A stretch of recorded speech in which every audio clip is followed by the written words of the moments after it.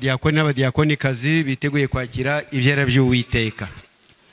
Sugushidikanya kandi turi kumwe n'abashyitsi, kandi nubwo babakiriye natwe turi ahangaha muri gahunda yo kuramya, turabishimiye. Izina ry'Imana rihabwa icyubahiro. Abari kumwe nabo mubabwire ngo turabakiriye kandi bishimane natwe, turi mu nzu ya Data. Hano imbere muri gahunda turi kumwe na Odeta uri buze gusoma isomo no gusenga, ndetse turi kumwe n'Uwibambe Janine uri buze kuyobora umuhango wo kwakira ibyera by'Uwiteka. Turi kumwe kandi n'Umutoni Maua uri buze kuturangira indirimbo turi bukoreshe. Twese hamwe tukaba duherekeje umugabura w'ibyiza. Nyirango mwese abari twari kumwe nimugoroba, abo twari kumwe mu gitondo mwamubonye, ni Musoni Flavier uvuye mu itorero rya Muhima. Ni bande banejejwe nuko mwese tubakorera. Ntago mubwira ngo ni tumuhagurutse kuko ari buze guhagarara ngaha. Ni bande bishimiye kumwakira no kutwakira twese turi muri iyi gahunda.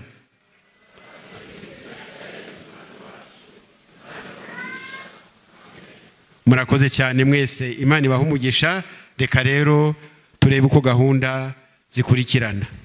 Umuyobozi w'indirimbo n'itsinda bafatanije batuyoborere indirimbo ya 16.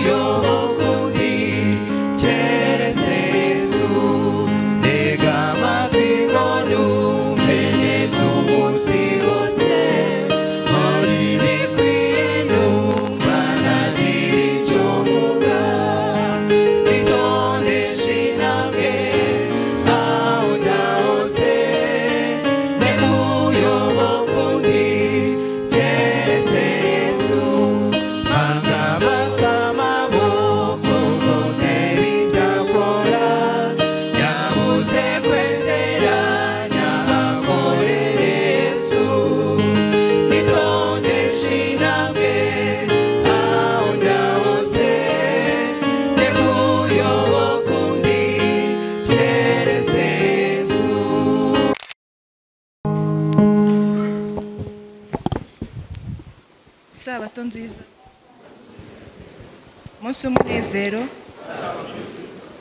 Turambure Bibiliya zacu turebe isomo riri muri Luka igice cya mbere umurongo wa 6.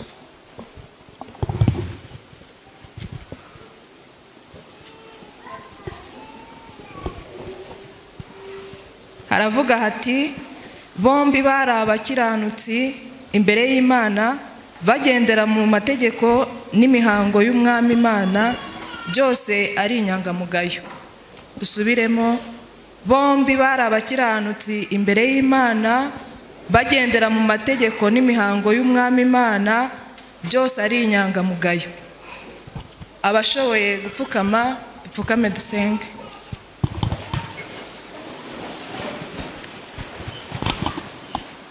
Uhoraho Mana ikomeye muremyi wa byose, twongeye kugushima. Tugushimiye ubuntu bwawe n'urukundo rwawe n'uburinzi bwawe bwabanye na buri wese, ukaba waduteje intambwe tukagera muri inzu yitiriwe izina ryawe, uhererwe icyubahiro. Data mwiza, turaguhamagaye ngo uzubane natwe muri aya masaha, muri uyu mwanya w'amateraniro yera, utubane kandi Data ibivugirwa hano byose bibi byo kutujyana mu bwami bwawe. Uhoraho tweretse umubwiriza wacu ngo abari wowe umukoreshe ku buryo buri wese uraha agira icyo atahana, maze Data ibyo dukura hano bibimamba n'urwego byo kuzatugeza mu bwami bwawe. Buri wese uri muri aya materaniro umuhe guhirwa, umuhe kumanukirwa n'umwuka wawe, kugira ngo ibirangaza byose bibure, ahubwo Mwami Imana ibivugirwa aha hantu byose bizatujyane mu bwami bwawe. bana na buri wese rero kandi ukomeze kuturindira aha hantu maze byose nibisoza neza kongere gushima izina ryawe. Ubuntu bwawe n'amahoro yawe bibane natwe muri iyi gahunda uko zikomeza gukurikirana, tubigusabye tubyizeye mu izina ry'umucunguzi wacu Yesu, amen.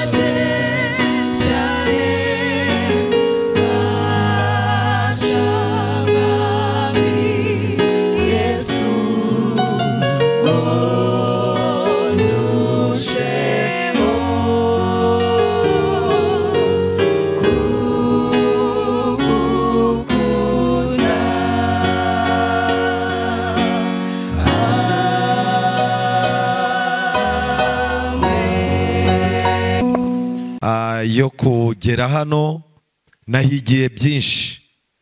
Abantu batangira isabato ari benshi, bazinduka mu gitondo ku isabato kare kare, abantu bicara mu rusengero bakaririmba ukabyumva rwose, ukabona gahunda barimo bararwana nayo ngo igende neza, kandi ntabyo banigiye mu bindi. Natangaye.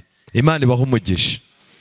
Gusa nta muntu ujya ugira amahirwe yo kumenya ibyiza afite keretse iyo arimo kuganira n'ababitakaje. Ntabwo ushobora kumenya ubwiza bwa hano, ntushobora kumenya ubwiza bwa gahunda yaha keretse ubaye ahandi haba imiserero cyane. Ariko Imana ikomeze itange ituze ndetse itange n'inama mu nzu yayo. Ndagira ngo nshimire ababyeyi bazindutse, twari kumwe n'abasore bake bari bahari mu gitondo kare, ariko nsabe abasore singere rwose umuntu nza kubura muri aya masaha ya nyuma ya saa sita. Iminsi wagiye uryama ni myinshi, kandi ibyo wagiye ukuramo igihombo n'inyungu wakuyemo ni wowe ubigendana, ni wowe ubizi. Ariko uyu mugoroba turawugusabye ubuduhe rwose, nuza kubona uhombye wandikira umukuru w'itorero umubwire uti nahombye. Ariko kimwe mu bintera ubwoba nuko buri gihe Imana yiteguye ibintu byagirira umuntu akamaro, ngo Satani atangira gutegura imigambi izatuma wa muntu ataboneka aho yagomba guhurira n'Imana. Niyo mpamvu ijambo ry'Imana rivuga ko iyo umubwiriza arimo kwiga, arimo gutegura ikibwirizwa, ngo iyo amaze gutegura umutwe w'ikibwirizwa, ngo Satani areba uwo mutwe w'ikibwirizwa akamenya icyo kizerekezaho. Icyo Satani akora ni igiki? Ahita agenda agategura abantu bagombaga kuzafashwa na cya kibwirizwa. Bamwe agatangira gukangura gahunda muri bo, abandi agatangira kugira ibibazo runaka te. Uzajya kubona ubone habyutse ibintu bishaka kugufatira mu rugo, bishaka kukujyana gusengera ahandi, cyangwa se bishaka gutuma wirirwa urakaye ku buryo iby'Imana bitaza kugira aho bikugeza. Satani ajya anezezwa n'abantu bahagurukana umutwe w'ibibwirizwa, ikoti umubwiriza yari yambaye, gahunda uburyo yagenze, ariko nta cyageze ku mutima yabo na kimwe. Biramunezeza cyane. Ubwo rero ku isabato mwari mufite amateraniro, n'ubu turahari. Ku isabato itaha Imana izazana abandi, kuko Imana ifite ababwiriza benshi, ifite ibibwirizwa byinshi mukeneye kwiga. Nshuti, nagira ngo nkubwire ngo witoze gukoresha igihe cyawe neza. Wa musore we, itoze gukoresha ibihe byawe neza. Iki ni igihe cyiza cyo kujya mu itanura, ugafunga neza, ugakata urwondo, warangiza ukabumba amatafari afatika meza atarimo imyanya imbere. Ayo matafari ukaba urimo kuyatwika n'umuriro mwiza, kugira ngo ayo matafari uzayakoreshe, uzayubakishe umunara uzahagararaho urimo kurinda iby'urugo rwawe n'ahazaza hawe.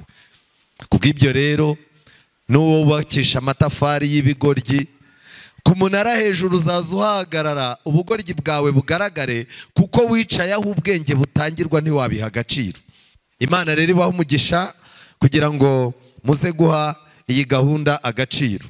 Uyu mwanya tugiye kwigana ijambo ry'Imana, kandi nifuza yuko buri muntu wese akorana urugendo nanjye kugira ngo ku musozo Imana igutabare, itabara umuryango uvukamo, Imana itabare urugo rwawe, Imana itabara ababyeyi bawe, ndetse niba Imana yaragutabaye muri ino minsi, usenge cyane ngo itabare n'abaturanyi bawe, itabare n'itorero muri rusange. Mureke dusenge. Uwiteka Mana nziza, izina ryawe rihabwe icyubahiro. Twongeye kunezezwa cyane nuko turi mu nzu yawe. Twongeye kunezezwa nuko ufite uburyo bwinshi uvugamo, ariko ijwi ryawe riracyavugira mu nzu yawe biciye mu ijambo ryawe. Ubwo tugiye kuribumbura uduhe guca bugufi, utwigisha ubwenge bw'abakiranutsi, kandi uduhe gukiranuka kwawe kugira ngo ubwo bwenge tubashe kubushyira mu bikorwa. Turi mu isi irangwa n'ubugoryi, utwigishe kwitonda mu bihe nk'ibi ngibi. Genderera imiryango yacu kugira ngo haboneke urugo rumwe, kandi urwo rugo ruba urwanjye cyangwa ruba urwa mwene data turi kumwe nawe hano, kugira ngo izo ngo ubashe kuziruhukiramo nk'uko urugo rwo kwa Lazaro na Mariya na Marita warujyaga mukaruhuka, niko twifuza yuko uruhukira mu miryango yacu. Ngaho rero ngwino ubane natwe, Mwuka wera tuyobore ku musozo w'iki cyigisho. Intege nke zacu nizimara kugaragara, tumanike amaboko tugutakambire ko ari we waduha imbaraga, tubisabye mu izina rya Yesu, amen. Tugiye kwigana icyigisho gifite insanganyamatsiko ibaza ngo umuryango mwiza si utagira ibibazo, ahubwo numenya uko ubyitwaramo. Umuryango mwiza si utagira iki? Ibibazo, ahubwo numenya uko witwara mu bibazo. Hari abantu benshi barimo guca mu bibazo bitandukanye. Umugabo akabona intambwe ku ntambwe ntabwo ahuza n'umugore, umugore akabona intambwe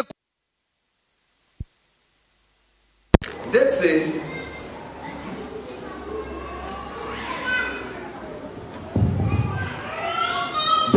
ugasanga rimwe na rimwe umugabo n'umugore iyo bemeranyije uko bagiye kugenda, hari igihe birangira havutse umwana mu rugo uzaza usobanya umugabo n'umugore ntibabe bakigendana.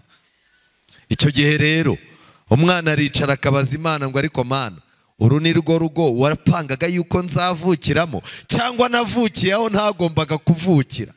Ubwo mu gihe umwana arimo kubyibaza muri saro, umugore aba yaraye mu cyumba cy'abakozi arimo kubaza Imana ati Mana, umugabo napfukamye ngusaba nsenga, n'uyu nguyu cyangwa uyu n'uwo nishugurikiye? Umugabo nawe aba arimo yicaye mu cyumba yaryamye, ubuzima bwanze, arimo kubaza Imana ati Mana, kuki umugabo icyo ashaka atari cyabona?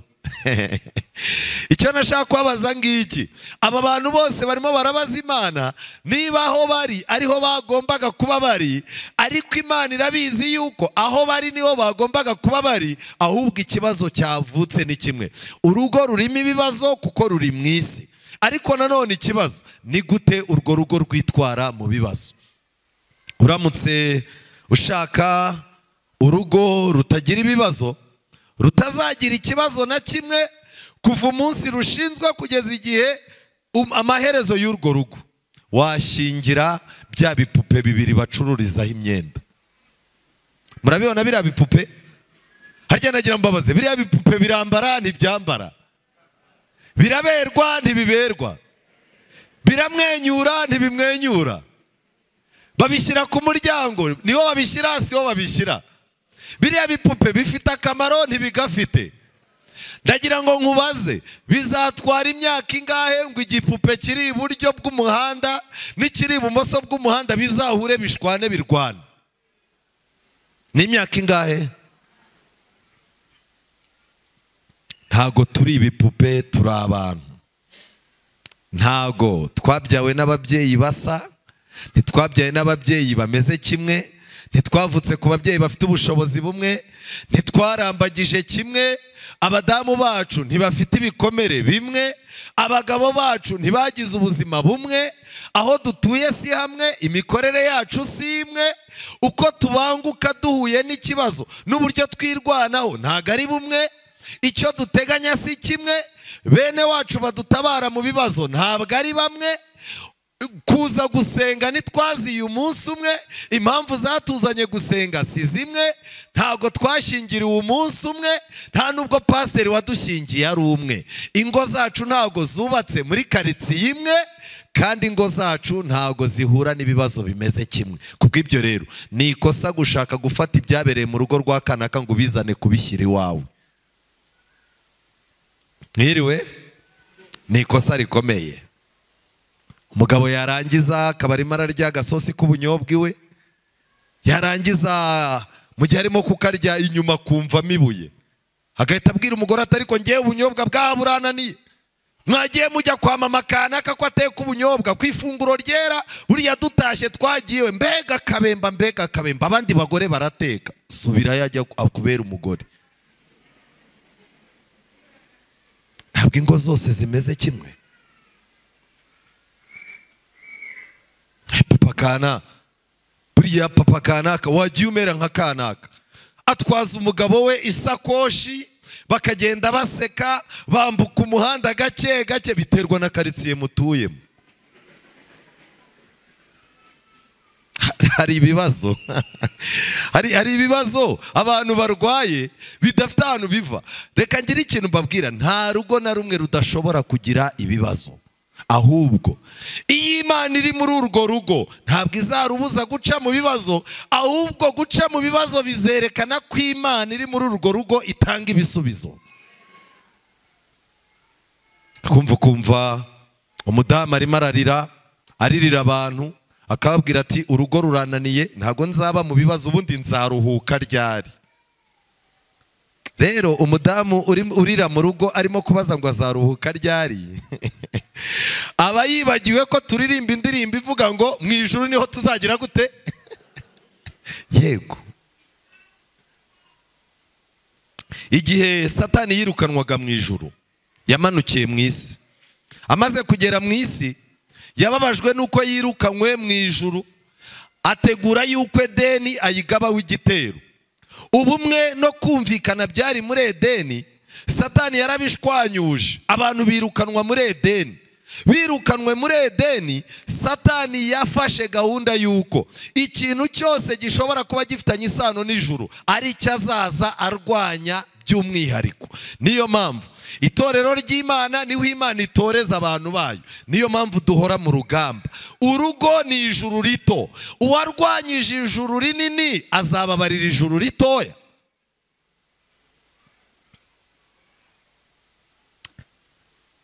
Ibibazo by'umuryango bishobora kuva ku mpamvu nyinshi, ariko ndagira ngo muri izi mpamvu buri wese yumva izi mpamvu atoranye impamvu ye. Ubundi kubera iki mu rugo iwawe ariho hahora ibibazo? Ikibazo cyawe kirimo kiraturuka mu bihe mu byo muri ibi ngibi turimo kuvuga. Icya mbere, hari ibibazo biri mu ngo zacu bikomoka kuri Satani. Icyo gihe ibibazo biturutse kuri Satani tutabigizemo uruhare byitwa ibigeragezo. Satani nk'umwanzi wanga abantu b'Imana yitegereje urugo rwa Yobu ko rumeze neza, arangije ababazwa nuko Imana irimo kuvuga ngo wabibonye yuko mfite umukiranutsi witwa Yobu. Ni nako bimeze iyo Imana ifite urugo itunga urutoki ikavuga ngo uko biri kose ruriya rugo nta hantu nshobora kuruhukira, nta hantu nshobora kohereza abakozi banjye bakaruhukira, nta hantu nshobora kohereza indushyi zanjye zikaruhukira, urwo rugo Satani ararurwanya. Kubw'ibyo rero hari urugo ruba ruri mu bigeragezo, ariko Bibiliya ikavuga ngo niba ikigeragezo ari rusange mu bantu, ibyo bintu ntibikagucange. Ushobora kuba uri mu kigeragezo, hari undi muntu uri muri Amerika ukirimo n'uri mu Burayi ukirimo, kuko ntabwo Imana izemera yuko abantu bageragereshwa ibiruta kwizera kwabo. wishyuha mu mutwe. Imana yemeye yuko winjira mu kigeragezo izagira gute? Izakigukuramo. Hari abantu benshi biza amayeri yo guhunga ibigeragezo. Dufite indirimbo ivuga ngo ntugahunge ibituma ugira gute? Utsinda. Ikigeragezo kikaza, umugore agahita avuga ati rero ibi bintu ndabona bitazanakemuka, bitazapfa binarangiye, aho kugira ngo ace mu isomo ahubwo agahunga. Ubu dufite abantu muganira akakubaza ati se ko twiganye muri primaire waje gukomeza? Yego. Shangewe ryarananiye, mwarimu yambwiye ngo nje gusiba ikibaho numva biranze, mukubita urushyi mpita ndivamo. None se amaherezo nyine nta kundi, nyine nzabaho ngaho, naba namwe mwagize amahirwe. Ubu dufite abantu bahunze ibyagombaga gutuma batsinda. Hari abantu benshi bikoreye agahinda k'inenge z'uko banze kwihanganira mu ngo zabo, n'ubundi ubuzima bagiyemo bavuye mu ngo zabo bukaba butesha agaciro kuruta uburyo bibwiraga ko bataye agaciro bari mu ngo zabo. Iyo Satani arimo kukwigisha aba ameze nk'ibimina. Ibimina iyo barimo kugushaka, bashaka amafaranga yawe, bohereza abantu bazi kumwenyura. Cyakora ukabona umuntu bohereje nk'umumama mwiza rwose, umumama munini umwenyura, yarangiza akaza ati dore ikimina cyanteje imbere, twaraguze, ubu inzu yanjye iteye irangi, abana barimo bariga, ibintu byose birimo biragenda neza. Byarangiza bagataha kugira bati amafaranga ukorera ni menshi, buriya amafaranga ntabwo umuntu amenya aho avuye, jya uzana amafaranga dore nanjye maze gutera imbere. Wareba uwo mumama uko asa n'uburyo amwenyura, ukavuga uti mu nyandiko ejo nzatangira.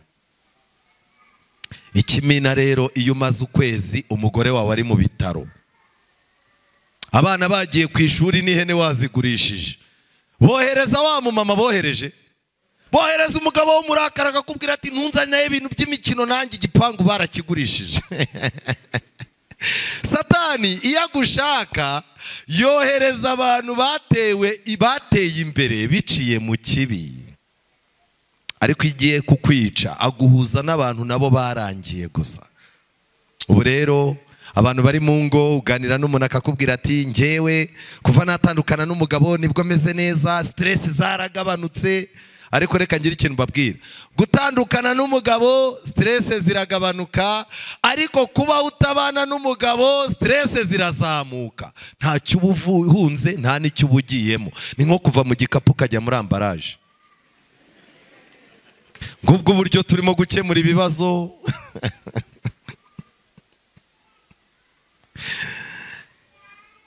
Inkomoko y'ibibazo bya kabiri ni inkomoko y'imiryango twavutsemo. Washatse umugore uvuka mu mafamiye agira abagore bavugira mu kirere hamwe. None se uragira ngo abe ari we iwaba utazi kuvuga?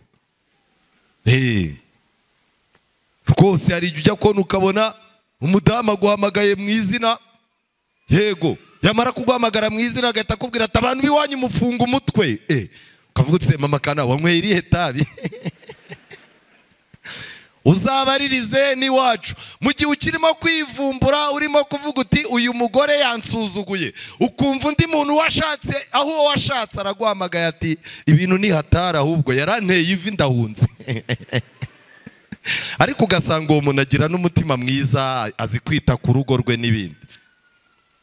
Aho umuntu yavukiye rero ugomba kuhiga. Ntabwo ibintu byose bisubiza ari uguhita utangira ngo urugo rubaye inyatsi ngo ndagiye. Reka da, ukeneye kwiga. Urugo ni ukwiga, ubwenge bwakubana buke, ukaza mu itorero rikakwigisha. Itorero naryo hari aho rigera rikagarukira, Imana ikakwigisha. Iyo ibyo bintu bitatu bitakwigishije, isi irakwigisha. Ubu hano hari abantu bageze muri kaminuza mu mashuri y'ubuzima y'isi. Icya gatatu, inkomoko ya gatatu ni amahitamo apfuye twagize mu minsi yashize. Ubu ibibazo ufite mu rugo rwawe bifitanye isano n'amahitamo apfuye wagize mu bihe byagize gute? Byashize. Abandi barimo bariga imodoka, barimo barashaka kwiga imyuga, wowe nguririmba tenari muri korari, saa 8 urabyuka, warangiza ukagenda ugakubita ibishyimbo na capati, ukarenzaho akavuguto, indi ikeguka umukandara ukagufata, ugaca ku muhanda utegereje ko saa 11 zigera ngo uze kurepeta. Kandi wajya gutereta ntuterete umukobwa w'umunyantege nke nkawe, ukajya gutereta abo mu bipangu, uzahurika.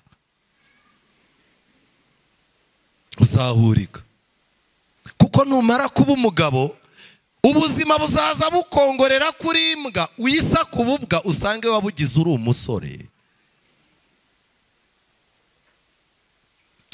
Nta kibazo. Umukobwa yicaye iwabo, telekomande mu ntoki, yambaye agakabutura, amavuta iwabo barimo baragura, telefone abasore barohereza amafaranga, iranyeganyega buri mwanya nk'iy'abacuruzi bacuruza momo. Umukobwa araho, yageze ku rusengero abayazamuye amazuru, bakamwereka baturiya muhungu yavamo umugabo azi gukora, ko mbona gisa nabi. Uyu muhungu ni umukirisitu yavamo umugabo, mba mbona nawe ubuzima bwaranze, siko kaba kagenda gasukuma nk'akatarya. Uriya muhungu arangije amashuri, iwabo ni ububakiye inzu kandi yakubera umugabo. Amba mbona afunze mu mutwe, nge mba nshaka abantu bakeye basa neza batwika. Yarangiza ugasanga arimo aragendana n'imbobo itagira ikintu ikora, itazi nuko umuntu ashaka ubuzima. Kuko abanyarwanda baciye umugani ngo iyo ubuzi bwami ntubura no ku karubanda. Ku karubanda hari hanze y'ibwami. Iyo rero wabaga utajya ugera ibwami, ntago washoboraga guhusha amahirwe yo kujya kuki ku karubanda. Ibintu ni bimwe, nutagira icyuba cyo mu nzu y'Imana, isi izagira iki kugira cyo. Amahitamo yahise. Umugabo ukunda kuba yoroshya ubuzima, ibintu byose abonye nta kintu aha agaciro. Iyo agiye gusaza, asaza isi mwibutsa yuko ibibazo biri mu rugo rwe ari uburangare yagize. Nshuti zanjye, nagira mbabwire, ibibazo dufite mu ngo zacu bya kane bikomoka ku mihindagurikire y'isi.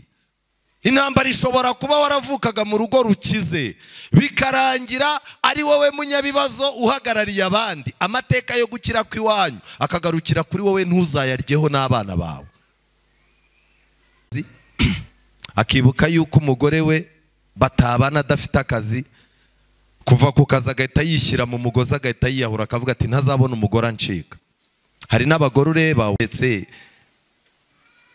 ibintu byose ni ibintu byo mu rwego rwo hejuru yiteyeho, warangiza ukareba ukavuga ati ariko uyu mugore koko ikirere gihindutse, imvura igakuba, tukanyagirwa, yaguma ahangaha. Reka da, hari abagore batiteguye guhangana n'imihindagurikire y'ibihe. Nshuti zanjye, ibibazo dufite bikomoka ku kuzamuka mu bushobozi cyangwa kubumanukaho mu buryo butunguranye. Buriya nagira ngo mbabwire ngo umuntu wese iyo Imana igiye kumugira umukire, iramutegura ikamubikamo umutima udahindagurika. Wamara konsa abantu ukazenguruka n'ibiki byose mu murima hehe, umugabo ugaca inzira, harya iyo mubonye amafaranga umugabo akubwira ngo iki? Ariko ubundi ubona turi ku rwego rumwe. Wowe ni nk'Imana yakwihereye amahirwe urambona. Buri Imana ifite ukuntu yikundira abagore. Ubundi sindi ku rwego rwawe, ariko hari ikindi twavuga. Nk'ubu ngubu uramutse unyatse amafaranga ukajya kwirwana nanjye nkirwanaho, ntituzapfa ubusa, hari icyo byatwara. Ubu iwacu i Kigali abagabo babonye amafaranga atunguranye, n'abagore babo batungurwa no kumva yuko batari ku rwego rumwe. Nubona amafaranga yinjiye mu rugo iwawe mu buryo butunguranye, nawe uzatangira usenga amasengesho atunguranye. Kuko nutitonda uzumva amagambo agize gute? Tunguranye. Asuhuza mugenzi wawe, umubaze ngo uri hano, ibi bintu urimo urabyumva? Suhuza uwo muntu mwicaranye, maze utubundi uri hano, ibi bintu urimo urabyumva?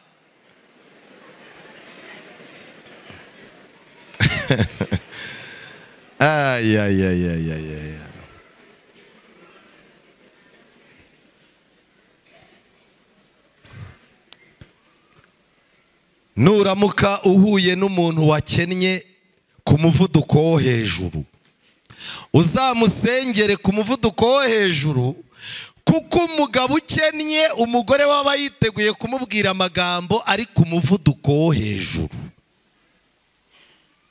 Inzira ntibwira umugenzi. Wanga 5 ugatora 0. Ubwo ni umugore urimo kubwira umugabo yuko yahisemo nabi. Kandi hano nicaranye n'abantu bagiye bikoreye ibikomere, batigeze bicwa n'inkota yindi, batigeze bakubitwa, ahubwo batwaye ibikomere mu mutima by'amagambo babwiriwe mu bihe batari biteguye. Twikoreye ibibazo mu miryango bikomoka ku buryo duteye, kubuhubuka, kubufata imyanzuro uhubutse, kuba uri umuntu ugira umutima mwiza ariko wamaze kurwana, kuba uri umuntu ugira amarangamutima meza ugapfusha ubusa. Ibyo byose ni ibintu tubana mu rugo bishobora guteranya umugabo n'umugore. Dufite ibibazo bikomoka mu rugo rwacu bitewe n'amarangamutima atandukanye. Dufite ibibazo bikomoka mu gutinya ejo hazaza, abantu bakikorera ibibazo. Ariko nagira ngo ngire urugo tuganiraho by'umwihariko twihuta ubutumwa bwiza bwa Luka, bwa Yesu uko bwanditswe na Luka. Ijambo ry'Imana riravuga ngo iki? Igice cya mbere umurongo wa 5. Ku ngoma ya Herode umwami w'i Yudaya hariho umutambyi witwaga Zakariya wo mu mugabane wa Abiya, wari ufite umugore wo mu bakobwa ba Aroni witwaga Elizabeti. Umurongo wa 6. Bombi bari abakiranutsi imbere y'Imana, bagendera mu mategeko n'imihango by'umwami Imana byose ari iki? Inyangamugayo. Bari inyangamugayo mu bantu kandi bari inyangamugayo ku rusengero. Ubu dufite abantu basigaye bashaka kuba inyangamugayo kubo biganye, ugasanga muri groupe yo ku ishuri yabo biganye muri segonderi arimo aratangamo amafaranga ngo yitwe inyangamugayo, ariko ugasanga ku cya 10 n'amaturo mu rusengero uretse ibigambo nta kindi atanga. Uwo muntu ni inyangamugayo hanze ariko si inyangamugayo mu nzu y'Imana. Niyo ntambara turimo. Papa Kana, dufate kredi niturangiza dukora ibi nibi, umugabo agatangira ase mu rusengero ko tudaheruka no kugira icyo dukoramo. Hoya bireke mu rusengero, bireke tuzagira umwanya wo gukora, ariko Papa Kana mfasha bataducishamo ijisho. Bazagucishamo ijisho n'ururimi. Aba bantu, uyu muryango bagenderaga mu mategeko y'Imana, mu mihango y'Imana, byose ari inyangamugayo. Umurongo wa 7 niwo nashakaga. Ariko ntibagiraga umwana kuko Elizabeth yari ingumba kandi bombi bari bageze hehe? Mu zabukuru. Kuba ingumba nta mwana bagiraga. Ariko nagira ngo mbabwire, iki cyari ikibazo gikomeye uru rugo rwari rwikoreye. Mwigeze mwumva n'umunsi n'umwe papa wa Yohana umubatiza asiba kujya gutamba kubera yuko yaremerewe n'ikibazo cyo kubura umwana? Hoya, ahubwo kumenya amasezerano yo kuvuka kwa Mesiya byamuhumurizaga bigatuma ubugumba butagira imbaraga. Uyu mudamu we nawe nuko yari umuntu ukunda Imana cyane uyishakisha, ku buryo iki kibazo cyo kutagira umwana ntabwo ari ikibazo cyamugumanaga. Ndabinginze, mu ngo zanyu mufitemo ibibazo, ariko nimwirinde ko ibibazo byanyu byabagumana bikabibagiza Imana. Nta muryango udafite ikibazo. Aba bantu Imana yarabagendereye barabyara. Igihe babyaraga umwana, abantu baje kwita izina basanze umugabo uri bwite izina yabaye ikiragi. Ni ikibazo si ikibazo? Abavuga rero hari ukuntu tumira abantu bagatangira batari ku rugo rubamo imyuka mibi.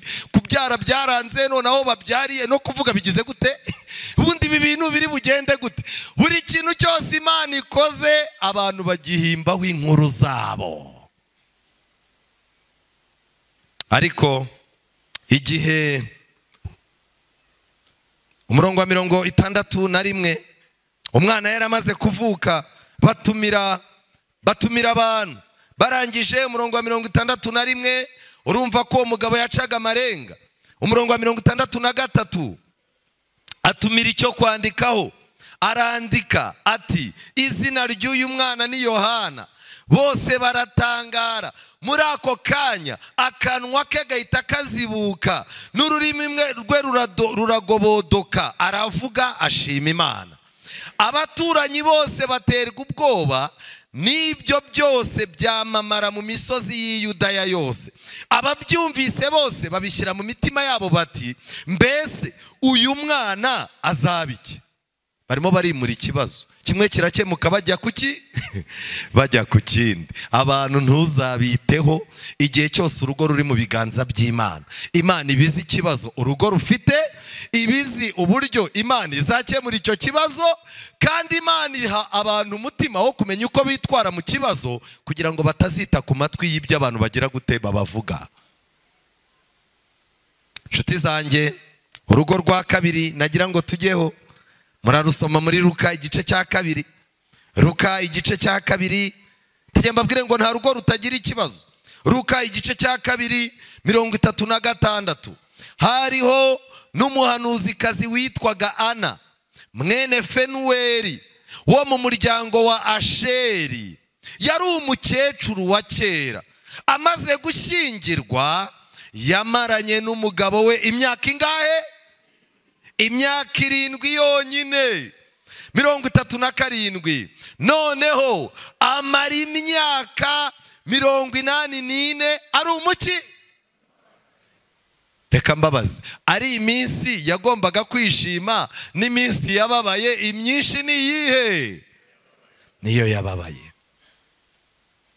Mutega amatwi. Imyaka 7 mu gihe cya kera, kuko bamaraga igihe, imyaka 7 yabaga ari nk'uko wamarana n'amezi 4 cyangwa 5 n'umugabo mukimara gukora ubukwe. Ni ya myaka umuntu yabaga ashobora kuvuga ati ndarya ari uko papa w'abana agize gute? Aje. Aba ari bwo apfusha umugabo. Noneho Bibiliya iravuga ngo uyu mubyeyi ntago yaheranwe n'ibibazo bye, ahubwo Imana yamuhaye tekinike zo guhangana n'ibibazo bye.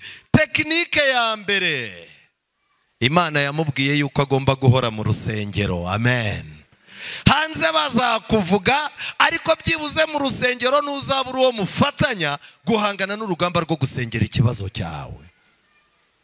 Ubu rero Satani arimo arashaka ko akabazo kose tugize mu ngo, aho kwicara mu ngo zacu, tugomba guhita tujya ku maradiyo.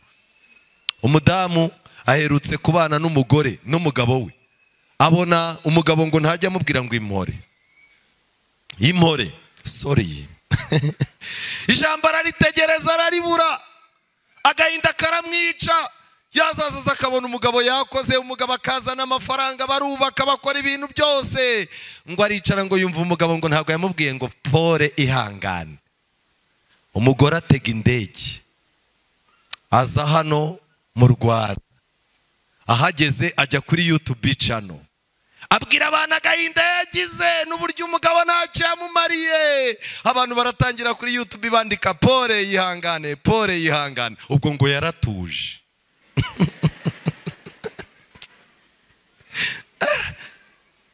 Abadamu muraho ya mwaragowe rwose, kubana n'umugabo ntakubwire pole, hakazaza azana imifuko y'amasukari abyuka akora.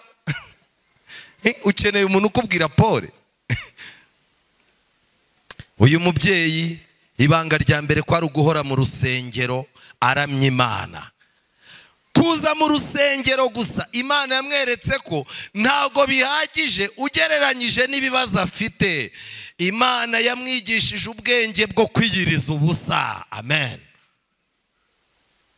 Ibibazo dufite mu ngo zacu, usanga dufite abantu twashyizeho bo kudusengera. Umwe wo muri ADPR, undi wo mu kidini runaka, undi wo mu butayu utajya utahiwe. Wajya ko ukabona umumama muraganira arimo kwihanagura, akakubwira ati nubwo ndimo kurira ya marira, hari abantu b'Imana bari ku gikumba barimo gusenga. Umwe nzamuha 100,000, undi 30, hari n'uwo ndihira umwana ishuri, ariko abantu b'Imana bazasenga iki kizakemuka we? Urinjije. Ntabwo Imana yigeze yemera ko ibibazo by'urugo mbere yuko bibwirwa abantu bigomba kubanza guca mu nzira yitwa kwiyiriza ubusa no gusenga. Kandi iyo wiyirije ubusa usenga, buri gihe cyose wapfukamye wafunze mu maso kubw'agahinda umugore yaguteje cyangwa umugabo cyangwa umwana, uhaguruka Imana yaguhanaguje umwenda wayo. Nta muntu umenya ko ufite ibibazo, nta muntu ushobora kumenya ko ufite ibibazo, ntawe. Nta muntu wiyiriza ubusa usenga Imana, Imana yemerera ko asa n'ibibazo bye mu maso, ntago bijya bibaho. Uyu mubyeyi tekinike yindi Imana yamubwiye ko azaza asenga ku manywa na ryari na nijoro. Ntabwo Imana yagombaga kuzura umugabo we, ahubwo Imana yaramubwiye ngo nubona Yesu mu maso uzaba ugize iki? Umugisha. Nushaka uzasoza ubuzima. Ndagira ngo mbabaze, yabonye Yesu mu maso, yego cyangwa hoya? Yego. Iyo ubonye Yesu, imbaraga ibibazo byari bifite ziragabanuka. Ariko nimutabigenza gutya ntago bizakunda. Uru ni urugo rwari rufite ibibazo. Ndagira ngo mbabaze, uramutse uganiriye na Eli igihe yari afite abana b'ibigoryi, ese Eli yagendanaga agahinda, yego cyangwa hoya? Yego. Ariko ntago yiyahuye. Ntabwo buri gihe mu gihe abana bakunaniye bivuze kwiyahura.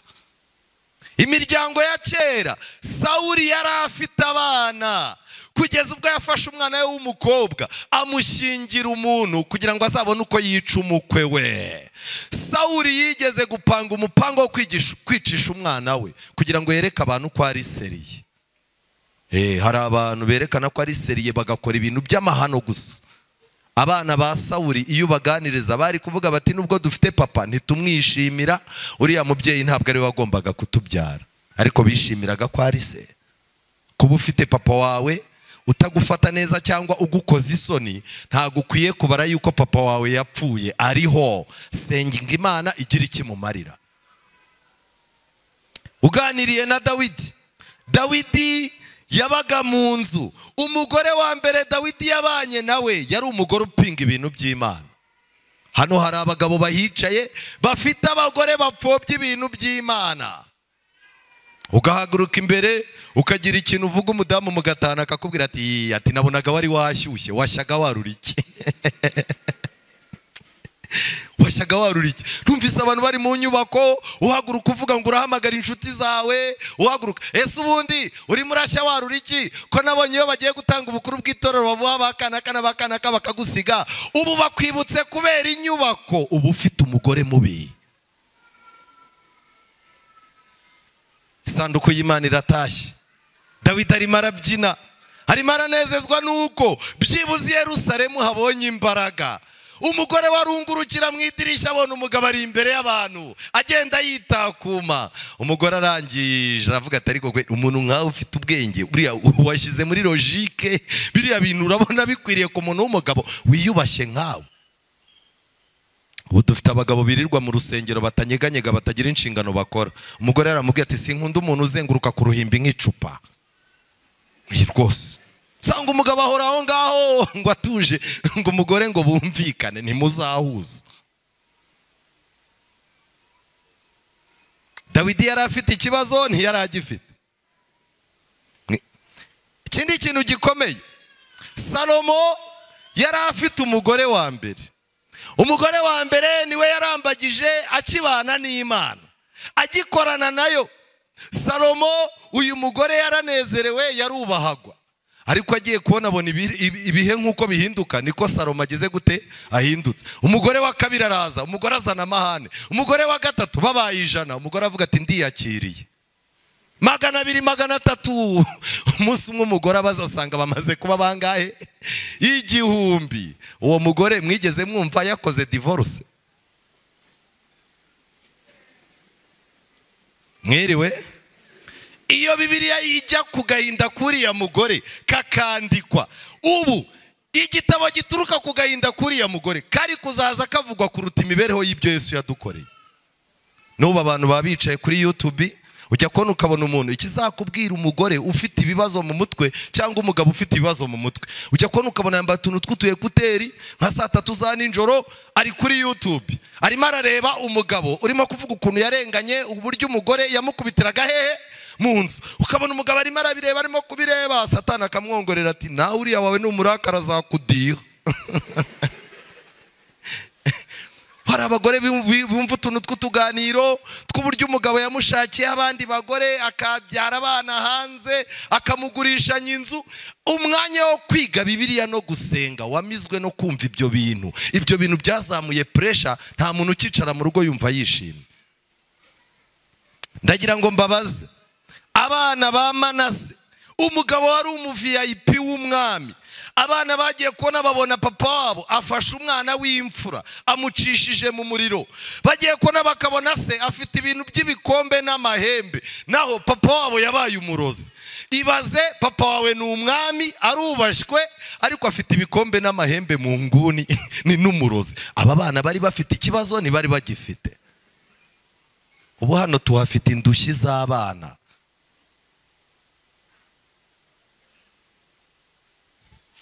Samweli yakoranye n'Imana, aho irayikorera rwose. Abana bakiri bato yabonaga bari muri gahunda. Samweli amaze gusaza, angana n'abasaza bari hano b'abapasitoro n'abasaza bari hano b'abakuru b'itorero, bagiye barinda ubuzima bwabo n'icyubahiro cy'imiryango yabo ntibandavure, bakaba bashaje. Abantu baraza begera Samweli, barangije baramubwira bati rero Samweli, kugeza uyu munsi turagushimira Imana ko ugeze uyu munsi nta kosa tukubonaho. Yewe twagiye tunakugerageza mu buryo utazi ngo turebe ko wagwa mu bishuko, ariko Samweli wabaye intangarugero. Gusa hari icyo twakubwiza ukuri, nta muntu wibyara, dore ibyana byawe byatunaniye. Samweli yari afite agahinda ntiyari agafite. Uzi kubona umuntu aje kugusura akabanza akakuratira ukuntu zikubwiriza neza, uburyo wayoboye intara ukubaka, uburyo ari wowe mupapa ku rusengero abantu bishimira, yarangiza akakubwira ati ariko hari akantu kanzanye kukubwira, iki cyana kiri bukwandagaze. Samweli yari afite agahinda ntiyari agafite. Mwigeze mubona ahantu muri Bibiliya Samweli avuma abo yabyaye? Itunda bavumye ntihazagire n'uwikamira y'umuyenzi. Mwigeze mubyumva? Iyo utari kumwe n'Imana uba uri umunyabibazo. Nshuti zanjye, nagira ngo mbabaze ikintu gikomeye. Hoseya yabanye n'umugore w'indaya. Uwo mugore arangije akazaza abyara abana ku bandi bagabo. Hoseya Imana ikamuhamagara ngo naze, yita iki? Nta mugabo uri aho wabyemera. Ntawe. Maze byonyine ubyara umwana wabona adafite umutwe usongoye nk'uwawe, ugatuvuga uti ibi bintu ni ibiki, ugakanura. Reka mbabwire, ubundi hari n'igihe wibaza ikintu gitumye imiryango yacu ibaho, ugasanga ni urukundo rw'iki? Ni urukundo rw'Imana gusa. Ahabu yari umugabo uzi gufata imyanzuro mu gihugu, ariko yabanaga n'umugore. Ahabu yari yarihaye tekinike. Iyo ikintu ashaka kugeraho iyo cyangaga, hari ibimenyetso bibiri byabigaragazaga. Icya mbere, Ahabu yarivumburaga, yarangiza akaryama yerekeye ivure. Abagabo muri aha mwiriwe?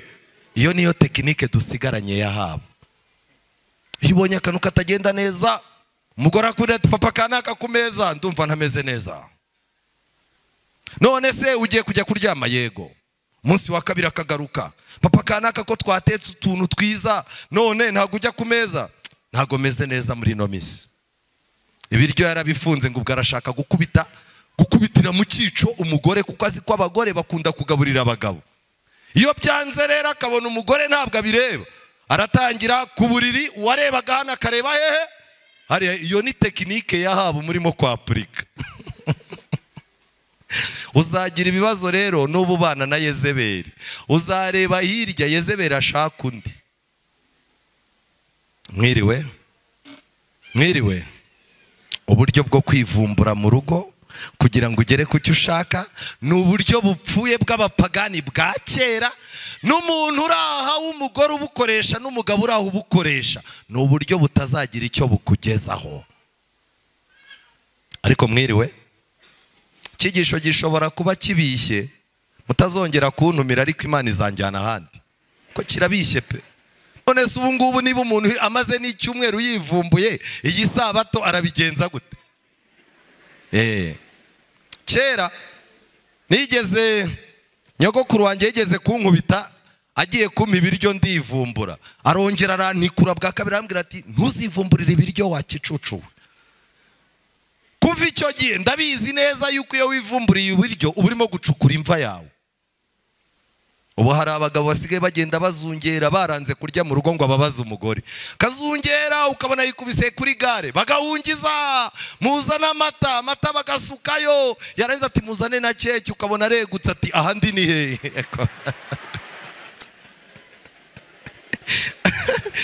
Ariko reka njye ikintu babwire, uwababwira ubwenge n'ubugoryi dukoresha mu miryango, kandi tuzi ko ari ubwenge. Ubwenge n'ubugoryi turabivanga.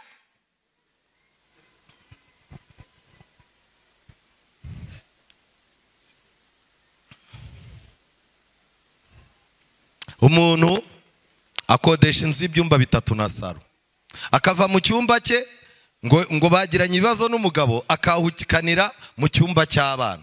Kandi iyo utora icyumba cy'abana, icy'umugabo n'umugore ugishyira ahantu heza, icy'abana ukegereza umuhanda. Wajya kumva ari kuri telefone saa 9 arimo arahamagara iwabo, erega mama inzira nibwira umugenzi, uru rugo rwabaye imikasiro. Abanyerondo barimo barahaca bati mwumve ibibazo by'uwo mugore. Mu mudugudu bakazabyiga, kandi ubwo ngo wahukanye siransiye byahe. Kambabwire ni ubugoryi. Nihuta, hari ibintu nasomye byantangaje, gusa iminota yanyu hano nayiraguruka ubirashize. Cyo nize cyo nuko iminota y'ikigombe ni mike pe, ni mike. Muzashiduka n'imperuka yababayeho kuko igihe cyanyu kirihuta cyane. Page 350, igitabo cyitwa Ibihamya by'itorero volume ya 2. Hari umunzani mwiza imbere y'abagabo n'abagore. Ubu hari n'abantu turimo kwiga nagahita avuga ati mama kanaka ko yasibye barimo kuvuga ibintu bye. Ubu ntiyahombye koko. Page 350, iyerekwa rikomeye umuhanuzi w'Imana, umuhanuzikazi w'Imana yagize. Neretswe imiryango aho umugabo ari na se w'abana atagiye abungabunga kwa kwifata, kwa kuba umugabo kw'icyubahiro kumeze nk'ukw'Imana. Iyerekwa rya mbere nawe yagize ni iyerekwa ryerekana ko abagabo kwiyubaha no gusigasira icyubahiro cyo kuba abagabo byari birimo kugenda bitakara. Iki kintu kiriho ntago kiriho. Urasiga udatanze iposho, umuntu akakugurira ifi ukagenda ukayivovora, telefone y'umugore irimo kohereza message ngo ko ntacyo wadusigiye, ifi ukayimara. Abasinzi b'abapagani ba kera wamujyanaga ku kabari akakubwira ati rero ntabwo nza, byagenze gute? Nta kintu mfite cyo gusiga mu rugo, ntago ndi bugende iwanjye ngo nge gutura umubi w'ifi kandi n'imboga z'ibyatsi bazibuze. Umuntu akakubwira ati rero ayabanzu yasigira umugore tujye kunywera yayandi. No kuvuga ngo kuki abakristo uyu munsi wa none barushwa ubwenge n'abapagani ba kera. Agaciro k'umugabo ni icyo yatanze, agaciro k'umugabo ni icyo yakemuye mu rugo, agaciro k'umugabo n'uburyo yifashe mu bantu. Ena White yahereye kuri iki kintu ko cyari icyorezo cyihutaga mu gihe cye. None uyu munsi usigaye ujya kubona ukabona umuntu aravuze ati kanaka ni mumuzane, ukumva umumama aravuze ati se uriya ko yarangiye, uriya nibiri hanze, uriya mubonye umugabo mutora. Ubu amakuru y'abagabo bari hano azwi n'abagore. Buri wundi tugiye gutora abagabo bazagira icyo bamara, twakagombye tuzaza duhamagaza inama y'abadamu. Bakavuga bati mubo mutora kanaka ntajyemo nibiri hanze, kanaka abamukura ibyinyo nta kintu ageze iwe, kanaka yirirwa hobera abakobwa b'abandi ku rusengero, hasigara mbarwa. Icyo cyari ikibazo. Kandi ikintu cya kabiri Ena White yeretswe, yananiwe gukorera umugabo, yananiwe gukorera umugore we bya bikorwa bya gipfura by'ineza n'ikinyabupfura. Uwo yasezeranyije gukunda, kubaha no guhesha agaciro ari imbere y'Imana n'abamarayika bera. Twasezeranye imbere y'urusengero, imbere y'Imana, yuko abagore bacu tuzashyigikira icyubahiro cyabo, tukabarinda, kandi twarangiza tukanababungabunga. Ariko ujya kumva umugabo aricaye ngo ariko mama kana ngo ntubifate nabi, ni blague, kuko nsigaye mbona ngo ntazi ukuntu usa mu maso byagenze gute, nsigaye mbona ntazi ibintu by'ibishishi n'amatama birimo kugenda biza. Undi akaganira n'umugore basetse, yareza agatamwana ngo uzi ikidumbari. Umudamu nawe agahita akubwira ati ni wewe wabingize. Ariko impamvu ni imwe, abagabo dushinzwe kurinda ubwiza, ubwenge n'amateka y'abadamu bacu. Ellen White yabonye iki kintu kirimo gucika. Nta mugabo ucyubaha umugore we, nta ukimugirira ineza, nta n'ukigira ibikorwa bya gipfura. Ariko rero umugabo yari afite ikibazo kibitera. Ellen White yandikiye urugo, ararwandikira ngo umukobwa mukoresha mu rugo yagiye agira umudendezo, kandi ku rwego runaka agatinyuka gutunganya umusatsi w'umugabo, kandi akagaragarizwa ko yitaweho, ndetse umugabo akanezezwa mu bupfu bwe akishima. Nta mugabo ugira urukundo, nubona umugabo wawe urukundo rwamushiranye. Umugabo agira urukundo rumwe, ntashobora kurucamo ibice bibiri. Iyo bitangiye kwanga iwawe, arwimurira ku mukozi. Iyo ku mukozi byanze, arwimurira kuri murumuna wawe cyangwa mwene wanyu wazanye. Iyo byanze, arwimurira ku muntu bakorana. Iyo byanze, arwimurira ku muhanda, bikarangira abaye indaya yeruye. Nta mugabo ushobora gufata urukundo ngo arugabanyemo kabiri. Uyu mugabo rero Ellen White yeretswe ko bari bafite umukozi wo mu rugo. Umugabo akazaza atarushye, umugore ntamukuremo inkweto ngo amufashe. Umugabo yarangiza akaza avuga ati umutwe we urashyushye, ubwonko bwayaze. Umukobwa akabazanya akabase, akajya mu mutwe w'umugabo, yarangiza agashyira mu tuzi. Umugabo yarangiza agatwarwa ati aho byararangiye ntibyarangiye. Harya ubwongo umugore aracyamaze iki mu rugo? Reka ngire ikintu mbabwira, mwabadamu mwe, mujye mwibuka yuko twabanye tuzamukiye ku tuntu duto. Biba bivuze ngo tuzanashwana dupfuye utuntu tugize gute duto. Ntukagira akantu na kamwe usuzugura mu rugo rwawe. Nihuta, ikintu cya kane gikomeye, uwo mukobwa yamaze kwangiza uwo mugabo, agaciro karatakara. Ndetse Ellen White yandikira uwo mugabo, aramubwira ngo ubaha umukozi wawe uhemba, umugaragariza ubugwaneza pe uwo mukozi, ariko witonde nturengaho. Umugabo mwiza mu rugo agomba kuba azi aho atagira gute, hatarenga. Ku rusengero umugabo mwiza agomba kumenya aho atarenga. Wajya kuno ukabona umuntu ageze ku rusengero, abadamu barimo barakurura amakoti, yo umuntu wacu arahageze, wowe uwacu narakubuze muntu wanjye. Ariko reka mbabaza, uyu ni umukiza Imana ibizanye? Ugomba kuba ufite umurongo utarenza. Ndabizi neza ko hano hari abagabo bafitanye ibibazo n'abagore, kandi ugasanga abagabo barimo baravuga njyewe mfite umugore ufuha, ntabwo tuzashoboka, n'ibintu byose arankanira. Ni akazi ke, arabishinzwe. Umudamu ni akazi ke, arabishinzwe. Niba udashoboye kurinda icyubahiro cyawe, reka uw'Imana yagushyingiye agire gute. Ikintu gikomeye, reka imyitwarire yawe yo gutuma utera intambwe zituma bakumenyera cyane. Ellen White yakomeje arandika, yerekwa ku rundi ruhande, mu gihe umugabo Satani yari yamujyanye muri ibi, umukozi yamaze no kumwangiza, umugore we yabigenje ate?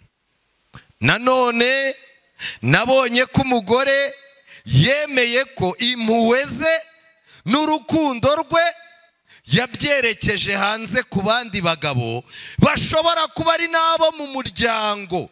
Abo nibo uwo mugore asigaye abitsa amabanga, nibo ahitamo kugendana nabo, kandi akababwira n'ingorane ze, ndetse wenda akanababwira bimwe mu bibazo by'amabanga y'umuryango. Umugore yarangiritse ntiyangiritse? Ubwo utangiye gutereta abana b'abakobwa bo ku rusengero ukaba unkojeje isoni, nanjye ngiye kubikora kuko ibyo ukora nanjye ndabishoboye. Wajya kubona acanye hano n'akajiya, acanye hano n'akaririmbyi, umukuru w'itorero ufite imodoka, warangiza ukamaze uti ko nakubonanye n'akana ufite imodoka, murimo murapanga ibiki, yarangiza akakubwira ati tuza abagabo barahari ureke we wimbwa. Urugo rwamaze gusenyuka, ariko ku rusengero baracyaruhamagara, baracyagara imbere y'abantu muri fundraising bagatanga amafaranga, baracyajijisha, ukabona bari kumwe muri saro baricaranye ariko bafite ibyumba bibiri. Ellen White yeretswe uyu mudamu, abona yuko Satani ari we wihishe ku ndiba y'ibi bibazo by'uru rugo, ndetse abona yuko uyu mugore imbabazi, amagambo y'urukundo no guhuguka kuri mu bupfura uyu mugore yabyerekeje ku bandi bagore. Ikindi kintu gikomeye Ellen White cyamubabaje, batangiye gushwana, bahamagaye undi muntu wa gatatu ngo abazemo. Ntibigeze bapfukama ngo basenge, ntibagiranye umwanya bo ubwabo ngo baganire, ahubwo baravuze bati ndabona byanze. Umudamu aravuga ati reka njye kuzana umuntu wa gatatu azaduhuze. Ellen White yaranditse ngo umuntu wa gatatu yinjizwa mu kugirirwa icyizere n'umugore, maze ibibazo by'amabanga y'umuryango we bigashyirwa imbere y'iyo nshuti idasanzwe. Ubu nabwo ni uburyo bwa Satani bwo gutandukanya umutima w'umugabo n'umugore. Ikibazo iyo kivutse ugahita utangira ukavuga uti ngiye ibintu ntabwo nzabyihanganira, ugahita uzana umugabo ukamubwira uti mbona uri seriye ku rusengero, mfasha uyu mugabo wanjye nta kigenda, yaba mu by'iposho n'imbwa, mu buriri n'imbwa, mu bigendanye no guha abana inama n'imbwa, no mu bigendanye no guhagarara mu rugo ngo ubone ko akanganye nabwo n'imbwa, tugira inama. Umugabo aratangira agahindukirana umugabo nyir'urugo, ariko ubu wowe ntabwo uba wumva yuko uri tete vide ku buryo utumva ibyo umugore avuga. Ubwo umugabo aba yajunjamye mu rugo rwe. Bikarangira umudamu atangiye kubwira Imana ati Mana, kuki uriya mugabo atabaye umugabo wanjye? Kubona ndavuga byibuza akanyumva, atontomeye umugabo byibuza urabona ko aciye bugufi, ubundi njyewe nagombaga kuba umugore w'uyu mugabo. Nibwo uzajya kumva mva abakuru b'itorero batangiye kugira abagore 2, 3, 4, kwirukanka mu bibazo by'abantu utabanje gusenga, uzagwamo. Ellen White yakomeje kureba, arangije aravuga ati nzi abagore benshi batekereje yuko urushako rwabo rwabaye umwaku, n'ubu hano barahari. Aza by'amaburakindi avuga ati urugo byabaye ingaru, ibintu byabaye umwaku. Ellen White yabonye yuko abo bagore bibereye mu isi bihimbiye, bitekerereza ubwabo, bafite ubwenge buzima, bumva bafite isumbwa. Abo bagore bumva bafite gahunda nzima, maze bakibwira ko abagabo babo badatunganye. Gutangira kubona ko umugabo wawe nta kintu ashoboye, kumwereka ko nta kintu adahwitse. Ellen White yakomeje kuvuga yuko ubu hariho abagore barota ku manywa. Mereye ku byo Uwiteka yanyeretse, abagore bari muri uru rwego bafite ibitekerezo byangijwe no gusoma inkuru mpimbano no kurota ku manywa. Umugabo wawe ni umukarani, ariko urimo urashaka ko akemura ibibazo nk'ibya minisitiri w'intebe, ntago bizakunda. Urimo urarota ku manywa. Umugabo wawe ashoboye kugura ikibanza mu cyaro, none urimo urashaka yuko azamura inyubako ndende imusanze mu mujyi, ntago bizakunda. Urimo urarota ku manywa. Abo bagore bafite intekerezo zirwaye mu bigendanye n'urukundo, ndetse barangiritse. Abo bagore bitoje gutekereza no gukora nkaho kubana n'abagabo bashakanye byabaye nko kwicisha bugufi cyane. Hari abagore bicara kumva aravuze ati ubundi hari uburyo Imana ifasha umuntu, ubundi nkawe ntiwagombaga kundambagiza, ukurikije famiye mvukamo, ukurikije basaza banjye urwego bariho, ukurikije amashuri nize, mbega sinzi ibintu byamfashe bincisha bugufi, nemera kuza, ariko nyine nta kundi. Iyo wiyanze uribwa n'imbwa ndya. Ubwo arimo arabwira umugabo, mwabagore mwe, kuvuga ijambo usunitswe n'uburakari biroroshye, ariko kurihanagura ushobora kuzarinda usaza bakagushyingura utararihanagura, no kumva yawe bakazandikaho amagambo yo gusaba imbabazi, ukazarinda uzuka izo mbabazi umugabo ataraziguha kubera ijambo rimwe rinyereye. Nshuti zanjye, kuri page 352 Ellen White yanditse yuko noneho biba kaga iyo ufite umugore mubi, noneho akagunenga yuko ntacyo umaze, ariko ugasanga nawe ntacyo amaze. Imana igirire impuhwe abagabo bahambiriwe ku mashini nk'izi zimbura mumaro, zikwiriye gusa guherezwa, guhumeka, kurya no kwambara. Hari abagore bameze nk'imashini zo kurya amafaranga. Ayo magambo nyasomye kuri page 352 kino gitabo. Hari igihe ufite umugore ameze nk'imashini yo kurya amafaranga. Mwabonye kare akamashini kabara amafaranga, uyakubitamo kakazaza kagira gutya, inoti ishaje kayikujugunyira. Hari uzanira iposho agatora imyenda n'iki nayo kujyana muri anniversaire, yarangiza akakujugunyira 200 ati genda ugura iby'abantu bagaburire ni wowe se. Abameze nk'imashini. Ellen White yeretswe, yasabiye Imana ngo igenderere abagabo bashakanye bahambiriwe kuri izi mashini z'abagore nk'izimbura mu maro, zikwiriye gusa guherezwa, bahumeka, bagaherezwa, bakaba bashinzwe kurya no kugira gute no kwambara. Wa mudamu we, shaka utuntu ukora tworohereza umugabo wawe, gira ikintu ukora kugira ngo utitwe imashini ishinzwe kurya gusa. Orohereza umugabo mu munaniro. Wowe uragira kuba utagira icyo winjiza, ahubwo winjiza amatiku n'amagambo n'induru. Ellen White yeretswe aba bagore inshuro nyinshi, ni urugero rw'abavana urukundo ku bagabo babo bingira akamaro, abagabo bakora maze bakagaragaza ko bitaye ku bandi bagabo, maze hamwe no kugira ibitekerezo birwaye indwara y'urukundo bakikururiraho abandi, ndetse bigeraho bagahaga n'abagabo babo bashakanye. Cyo nagira ngo nkubwire ni kimwe, bishoboka ko hano haba harimo umugabo wahuye n'ikibazo akaba umugore we yaramuhase. Umugore akaguhaga akakubwira ati ndakomeza nihangane n'isesemi mfite, ariko kumwe nawe. Tujyane muri Yobu. Aya magambo ni amagambo akomeye. Ibyigisho by'umuryango ntago bijya bisoza, dushaka aho tunasoreza. Yobu 19. Yobu 19. Yobu yaratangiye agaragaza agahinda yari afite.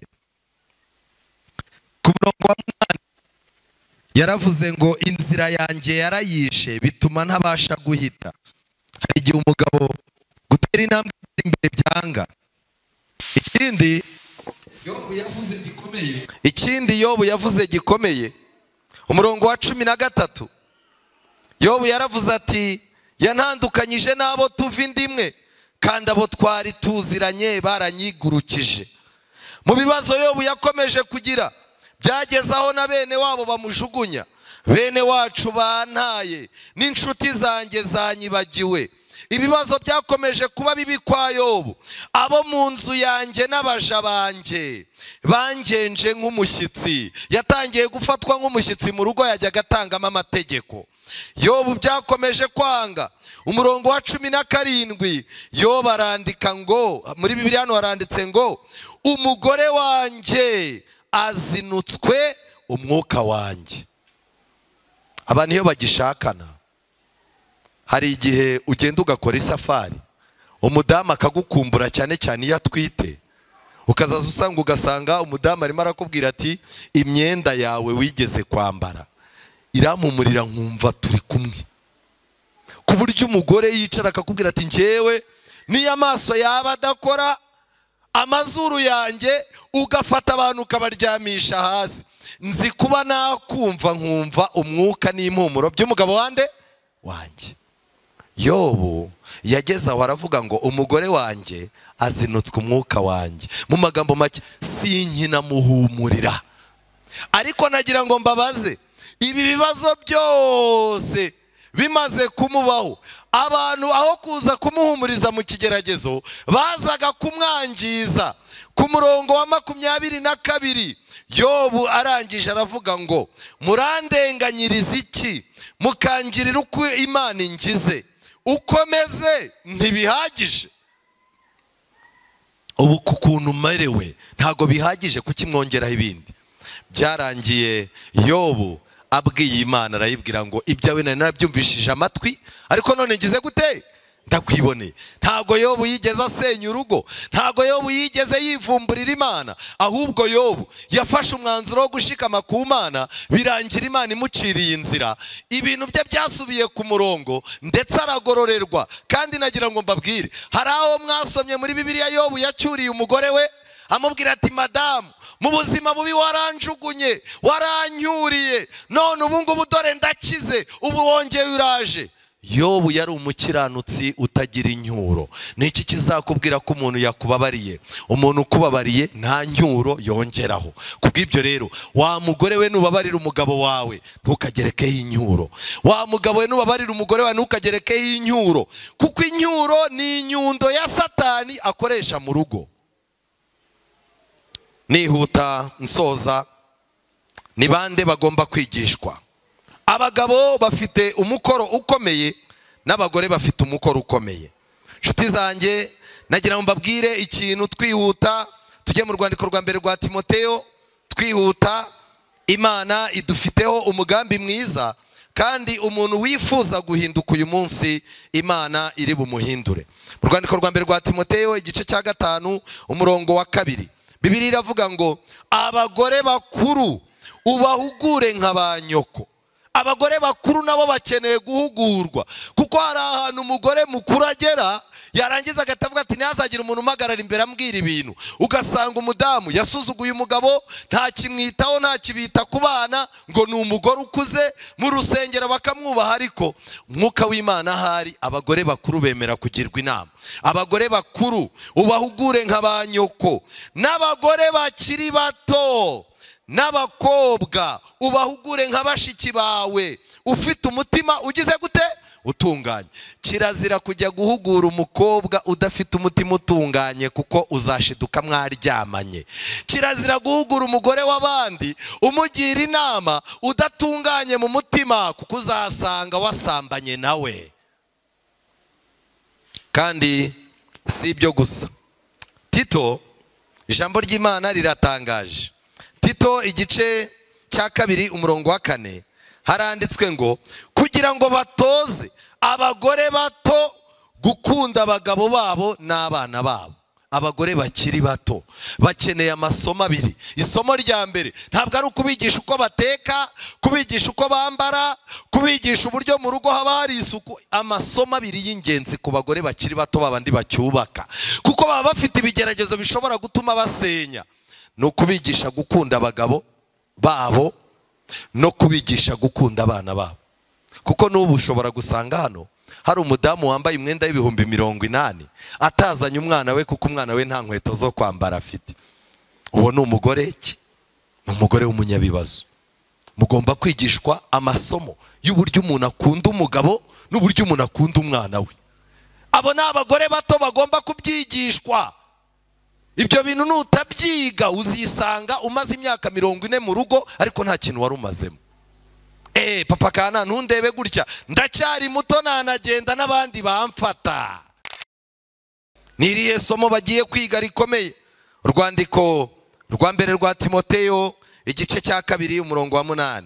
Umurongo wa 8, abagabo bagomba gukora iki? N'ijambo ryawe.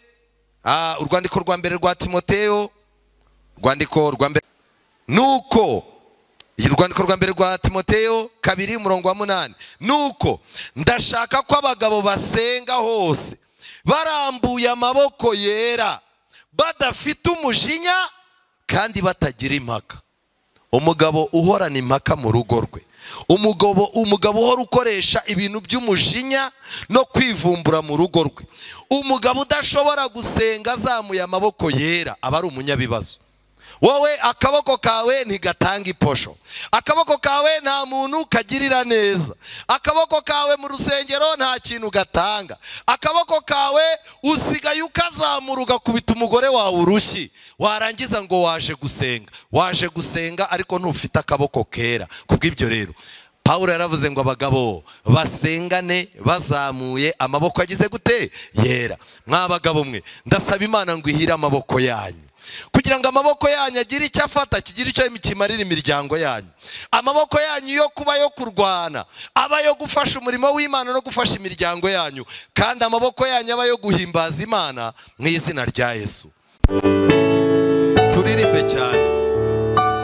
Ngwino soko y'umugisha umutima gushima migezira kaba mwiza tugusingize cyane unyishe mukura miteka kandi wenyumiza bwawe kwiringira ubwami bwawe kunyuzuza urukundo kiraho icyibutso cyanjye iyo ngeze ku bwawe nizeye yuko uzajyana ngera iwawe amahoro.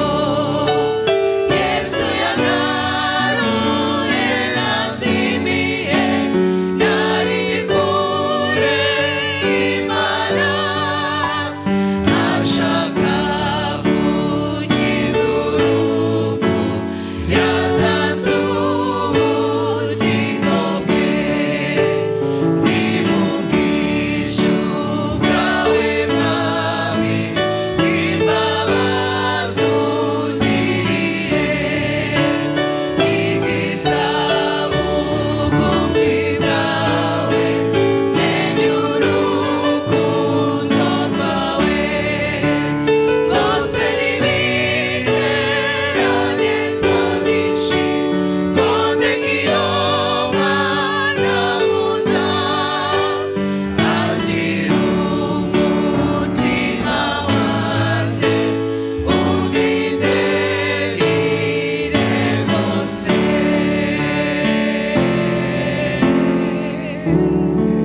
Amen. Dusenge. Witeka Mana nziza, izina rye rihabwa icyubahiro. Ngoswe n'ibingerageza byinshi bigendereye kugira ngo ndeke Imana yanjye. Ni nako bimeze kuri aba bana bawe bose twari turimo kwigana. Hari abatambutse baza imbere barimo kugutakambira. Buri rugo rwose iruhande rwarwo hari amacumu ya Satani yiteguye kururimburana no kwizera kwarwo. Ariko uri Imana itabara, uri Imana ifasha, uri Imana ikiza, ngwino ugire icyo ukorera imiryango yacu. Hari imiryango yamaze guterana umugongo bashaka gutandukanywa n'isi, ariko uri Imana ishobora gufatanya, bagenderere. Hari abagabo bari hano bamaze kurambirwa abagore babo, hari n'abagore barambiwe abagabo babo. Hari abantu bari mu mayira abiri batazi ejo hazaza uko hameze, kandi baricaye, ariko uri Imana ifite ikiganza gikomeye, gira icyo ukora kuri iyi miryango. Hari abari hano bikoreye agahinda k'abana babo, ariko uri Imana izura ukongera umubyeyi akabona umwana wazutse. Ngwino binyuze mu ijambo ryawe ugira icyo uzura. Mwami Uwiteka, twagiye tuvuga amagambo menshi tubwira abo twashakanye, nabo bagiye batubwira amagambo menshi. Ayo magambo ubwayo ateye nk'imva. Abantu benshi ubu bagenda bameze nk'abashyinguwe. Ngwino tuzure, uduhanaguremo amagambo mabi twumvise, uduhanaguremo n'amagambo mabi twavuze. Uri Imana ifite imbaraga, nk'uko ubutaka bwishimiye ko bubonye imvura. Reka ibijojoba byo kunezerwa, ibijojoba by'impuhwe, ibijojoba byo kurebana mu maso, ibijojoba byo kongera kugirana urukundo nk'urwo imiryango yari ifite igitangira, reka iyo mvura yongererwe Mwami Uwiteka. Abana bawe batambutse ubafashe, natwe twishyize mu bwishingizi bwawe. Tumaze isaha irenga turimo kureba iki ijambo ryawe ritugiramo inama. Uduhe imbaraga zo kubishyira mu bikorwa, uturinde umwuka wo kwihagararaho, duce bugufi tubere Imana, utwigisha uburyo tuba abatware. Kandi dusabiye imiryango yacu ngo ibi bigo bitorezwamo ingabo ziteguye kurwana urugamba ruheruka. Reka ibendera ryawe ryongere rizamuke mu miryango yacu. Reka ibendera ryo kwitaho ku bantu, reka ibendera ryo kugira ibanga, reka ibendera ryo kuba inyangamugayo ryongere riboneke mu miryango yacu. Tubisabye twizeye mu izina rya Yesu, amen.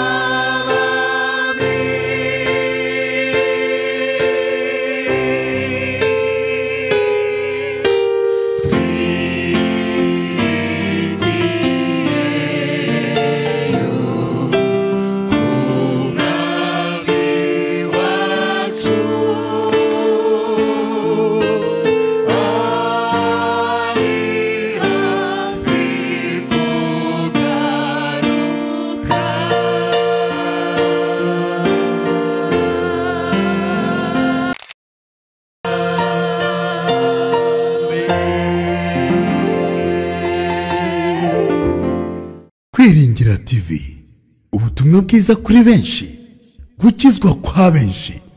Matayo 24 umurongo wa 14.